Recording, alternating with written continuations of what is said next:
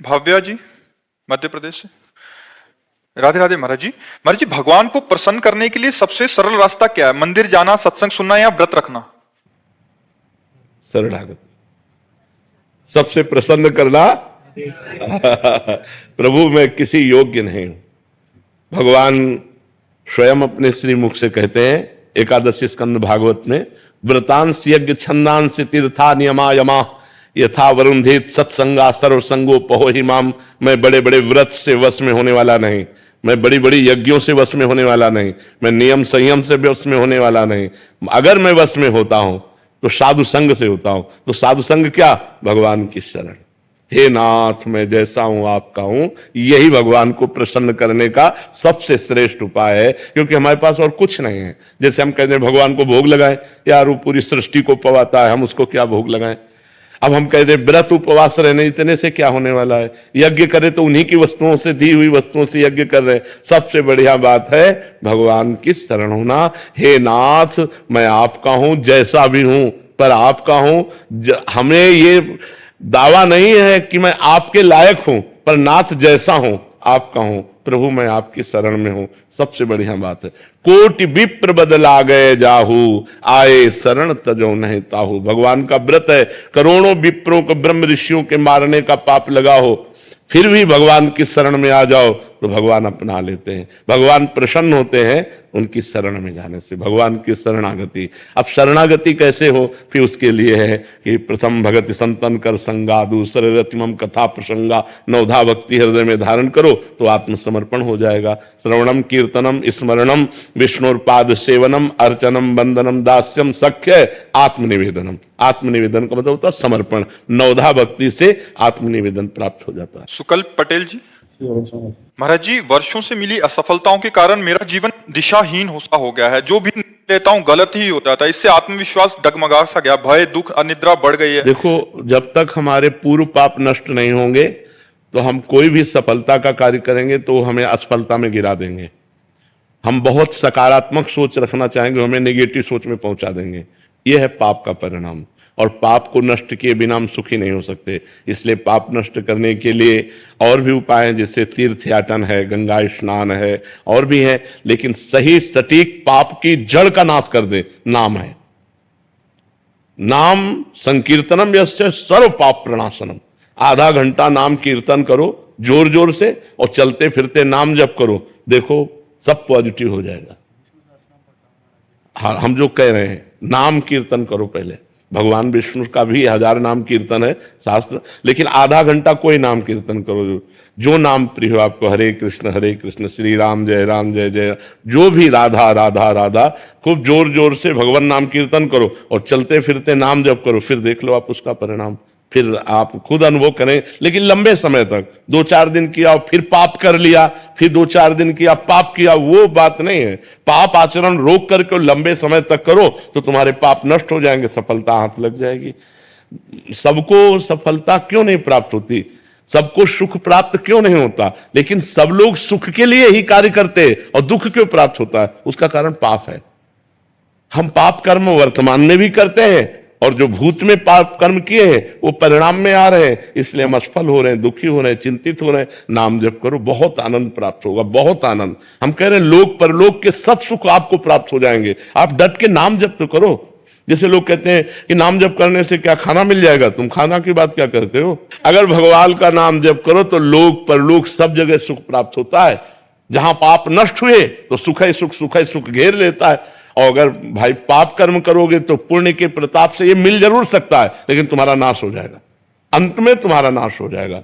अंत में तुम जीरो पे होगे, कुछ तुम्हारे पास नहीं होगा। अगर नाम जप कर रहे हो, आज दुखी हो, चिंता मत करो, कल सुखी हो जाओ। हमको भोजन तक नहीं मिले 8-8 दिन, जो आज हम आपको प्रमाण दे रहे हैं कि हम गाड़ी पे चल रहे हैं, तो कल हमको भोजन नहीं मिला। सर्दी में ओढ़ने के लिए कंबल नहीं था, बोरा ओढ़ते थे। टाट समझते ना, जिसमें गेहूं का आटा भरा जाता है, वो बोरा ओढ़कर सर्दी पार करते थे। और आज हम तो आपको क्या बताएं, जब आप समझ लो यही है तो क्या व्यवस्था नहीं होगी।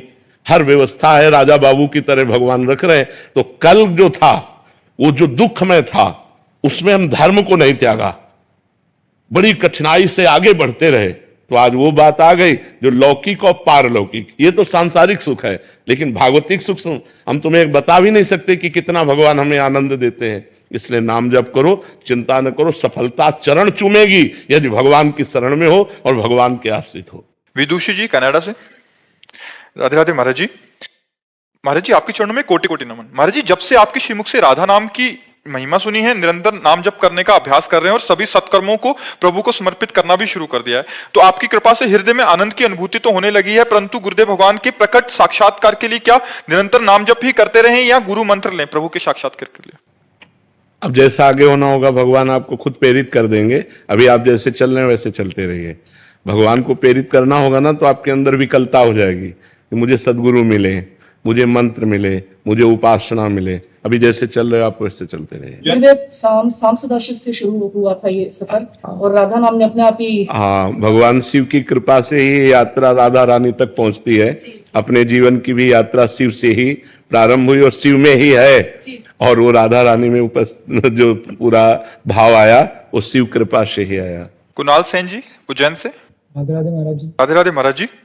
महाराज जी मेरे मन में स्वतः ही आपका चिंतन चलता रहता है, मैं मन से आपसे बात करता रहता हूँ, प्रश्न पूछता हूँ, आपको देखकर खुश होता हूँ, आपके विरह में रोता हूँ, जब हंसते हो तो बहुत अच्छा लगता है। महाराज जी आपका प्रश्न है कि मुझे कोई अन्य साधना नहीं आती, ना ही मेरे मन में कुछ बहुत अच्छा पाने की लालसा है, मुझे तो भगवत प्राप्ति के बारे में भी जानकारी नहीं थी, आपको जानने से पहले इस जीव को बहुत गलत आचरण किए। महाराज जी मैं निरंतर नाम जप करने का प्रयास करता हूँ, मुझे सिर्फ आप चाहिए, क्या मुझे नाम जप से आपकी प्राप्ति हो सकती है? भाई हम तो ऐसे ही प्राप्त है, नाम जप की क्या जरूरत। नाम जप से तो हमारे आराध्य देव की प्राप्ति होगी। हम तो ऐसे ही आपके हित मित्र हैं, सबके मित्र हैं, चराचर जगत में हम सबके मित्र हैं, सबके सेवक हैं। हमारे स्वामी की प्राप्ति की याचना करो, हमारे प्रभु की प्राप्ति की याचना करो, और हमारा स्वरूप वही है। ये जो पार्थिव स्वरूप है ये नाशवान है, ये आज है कल नहीं रहेगा, लेकिन जो हमारा स्वरूप है वो हमारे जो इष्ट का स्वरूप है वही हमारा स्वरूप है।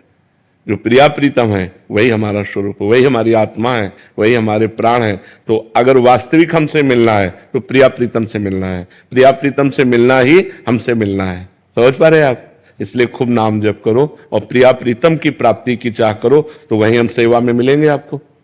ये शरीर तो आज है कल नहीं रहेगा, ये तो नाशवान शरीर है। महाराज जी मैं राधा रानी का भी नाम लेता हूँ तो आपका स्मरण होता है। हाँ तो बढ़िया है, अगर संत का ध्यान या गुरु का ध्यान आवे तो शास्त्र सम्मत है। ध्यान मूलम गुरु मूर्ति, पूजा मूलम गुरु पदम, मंत्र मूलम गुरु वाक्यम, मोक्ष मूलम गुरु कृपा। इसमें कोई निषेधात्मक बात नहीं है, ये सकारात्मक बात है, आप इसे जरूर करते रहिए। महाराज जी आपने बोला प्रिया प्रीतम से मिलना ही हमारा मिलना है, तो आपसे मिलना प्रिया प्रीतम से मिलने के लिए ही होगा, हमसे वही मिलेगा जो वास्तविक मिलना कहा जाता है। ऐसे बैठना और चले जाना बात अलग है।